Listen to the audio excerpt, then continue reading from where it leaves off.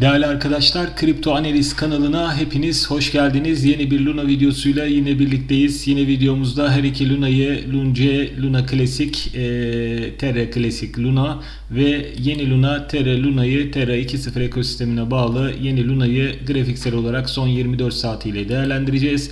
Piyasanın genel durumuna bakarak her iki Luna'nın piyasadaki genel duruma göre vermiş oldukları tepkilere bakacağız arkadaşlar. Yine bu Luna altcoin'inin çöküşü arkadaşlar biliyorsunuz kripto para piyasasını çok ciddi anlamda etkiledi.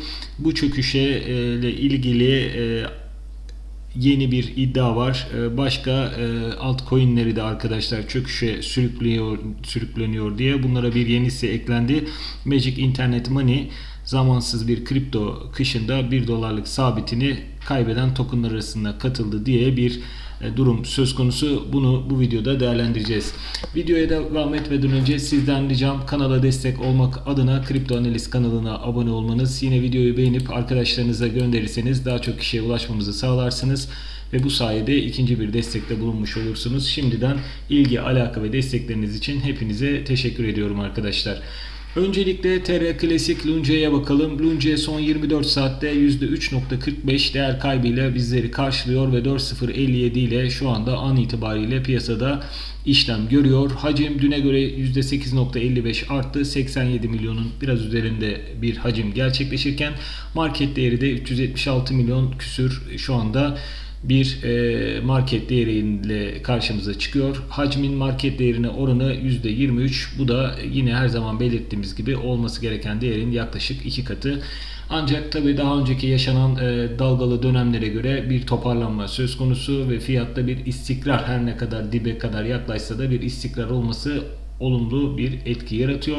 Piyasa genelinde Bitcoin ve Ethereum'un bugün ciddi anlamda düştüklerini görüyoruz ama Terra Classic Lunce arkadaşlar bu Bitcoin ve Ethereum'a rağmen düşüşlerine rağmen ne kadar da düşmüş olsa onlara rağmen bir değer kazanımı söz konusu.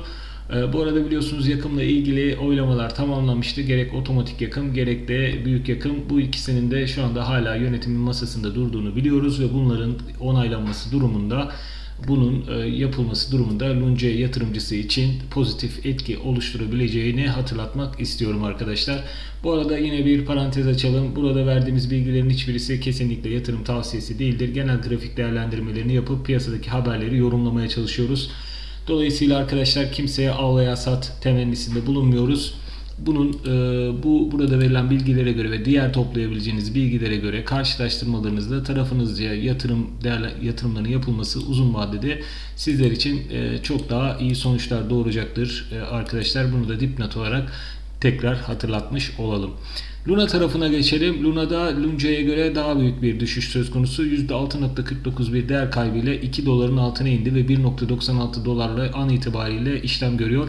Hacimde düne göre %12'lik bir düşüş var. 139 milyon 693 bin 703 olarak karşımıza çıksa da hacmin market değerine oranı %57 arkadaşlar. Hala daha 4.5-5 katı olması gerekenin üzerinde bir durum söz konusu ve yine hatırlatıyorum Luna 2.0 projesi ilk çıktığında 1 milyar adet ve maksimum supply'da 1 milyar adet olacak şekilde lanse edilmişti ama gelinen noktada artık maksimum supply değeri verilmiyor. Bu çok kötü bir durum. Yine yeni bir lunch vakası yaşanır mı endişesini beraberinde getiriyor ve zaten bu çöküşü de bu gibi haberler ve bu gibi olaylarda hızlandırmaya devam ediyor arkadaşlar. Tabii burada şu anda 1 milyarın üzerinde 1 milyar 4 milyon olarak şu an total supply görünüyor. Bununla ilgili de tabii henüz Duvon bir açıklama yapmadı. Bu arada hala daha hukuki süreçler yavaş ilerliyor ama tabii emin adımlarla ilerlediğini görüyoruz arkadaşlar. Özellikle Güney Kore'de her türlü soruşturmalar ve bütün prosedürler yerine getiriliyor. Kaçacak şu anda hiçbir yeri yok. Özellikle Luna'nın bu çöküşüyle ilgili savunmalar tamamen artık en ince ayrıntısına kadar girilmiş durumda.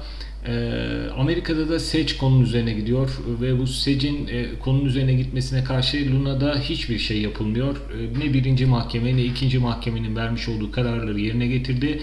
Onun üzerine toplantıyla ilgili davetlere de geri çevirdi. Won ne yapmaya çalışıyor? Gerçekten bu bilinmiyor ama şu bir gerçek. Yani bu olaydan sıyrılabilirlerse Luna için büyük bir başarı. Ancak sıyrılamazlar ve konu özellikle hani Güney Kore cephesini zaten şu anda düşünmüyorum ama Amerika cephesinden gelecek olan yaptırım ve delist edilme durumu zaten Luna çöküşüyle ilgili şahsi davaların dışında arkadaşlar bu Luna'da kayba uğrayan kişilerin hakkını savunabilmek için bu süreç Amerika Menkul Kıymetler işte yönetim denetim birimi ve çok etkili bir kurum. Yalnızca bu kripto para piyasalarının değil genel ekonomik para piyasalarından da sorumlu bir kuruluş.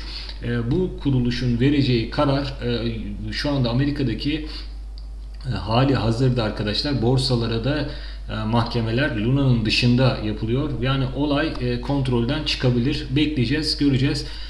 Biraz daha sürecek gibi duruyor. Bakalım nasıl bir yöntem izlenecek. Bu Luna projesi şu anda özellikle Terra Luna'daki arkadaşlar beklenti olumsuz yönde devam ediyor ve airdroplar konusu var biliyorsunuz. %30 verildi çatallanmaya dönük. İkinci airdropların da verilmesinin bir an önce yapılmasını bekliyor Launch yatırımcıları. Bu konuda baskı yapıyorlar ama bununla ilgili de Duomo ekip hali hazırda hiçbir işlem yapmıyor. Konu gerçekten hukuki boşluklardan iyi mi faydalanıyor yoksa hamlelerini önceden planlıyor da kendisi bu açık yanlara göre yoluna devam mı ediyor? Ama şurası bir gerçek. Bu işin sonu gerçekten bir ders niteliğinde olacak. Özellikle video başında da söyledim. Hali hazırda arkadaşlar diğer altcoin'leri ve kripto para piyasalarında çok olumsuz etkiledi bu Luna olayı. Bekleyeceğiz, göreceğiz neler olacak.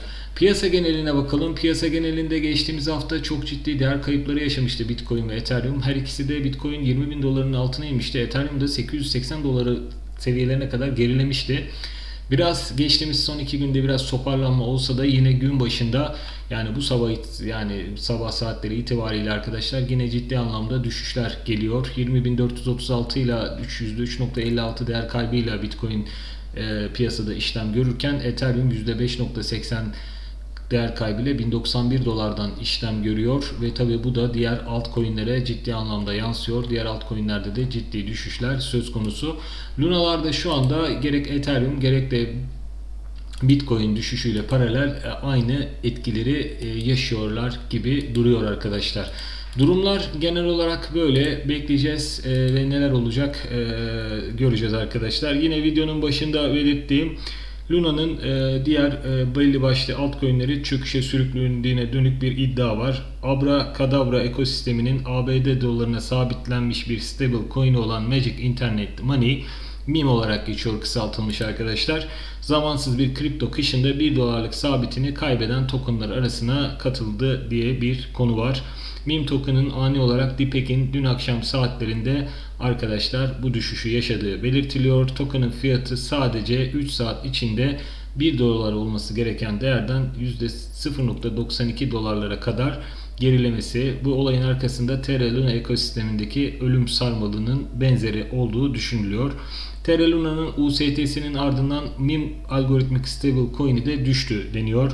Terra'nın Luna ve Terra UST ölüm sarmalı sadece yatırımcıları etkilemekle kalmadı. Aynı zamanda Twitter hesabı Autism Capital tarafından iddia edildiği gibi Abracadabra'nın MIM token'ı da dahil olmak üzere çok sayıda kripto projesini olumsuz etkilediği belirtiyor. İçeriden alınan bilgiye dayanarak Terra'nın ani düşüşünün doğrudan bir sonucu olarak Abracadabra'nın 12 milyon dolarlık borç tahakkuk ettiğini iddia ediyor. Yani özetle Luna kendisi batarken benzer algoritmik coinleri de peşi sırasına takarak onları da felakete sürüklüyor iddiası var arkadaşlar.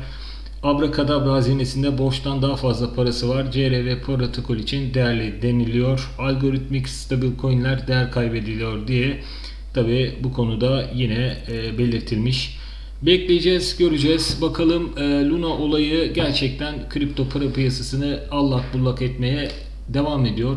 İşin enteresanı varlığı da hukuki süreçlerde devam ediyor. Sonuçlar nereye varacak kimse kestiremiyor. Bu arada yeni girecek olan arkadaşlar özellikle yeni projeden Terra Luna'dan arkadaşlar dikkatli alımlar yapması gerekir. Kendilerini üzecek yüklü miktardaki alımlardan kaçınması gerekir diye ben düşünüyorum. Launch için halihazırda iki senaryo var. Bir, eski yatırımcılar. Eski yatırımcılar bu yakımı beklemesinde fayda var. Özellikle yakımdan sonraki fiyatta bir ani sıçramalar olabilir.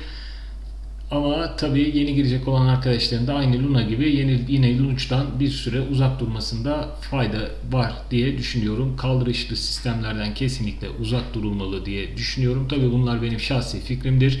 Kesinlikle yatırım tavsiyesi değil. Bunu da tekrar hatırlatmış olayım. Durumlar genel olarak böyle. Umarım videodaki bilgiler sizin yatırımlarınızda, sizin işinize yarayacaktır. Bir sonraki videoda görüşünceye kadar kendinize iyi bakın. Hepinize bol kazançlar diliyorum. Kanala dilerseniz abone olabilirsiniz arkadaşlar. Yine Luna ile ilgili düşüncelerinizi, yorumlarınızı da belirtirseniz sonraki videolarda bu konuların üzerinde de durabiliriz.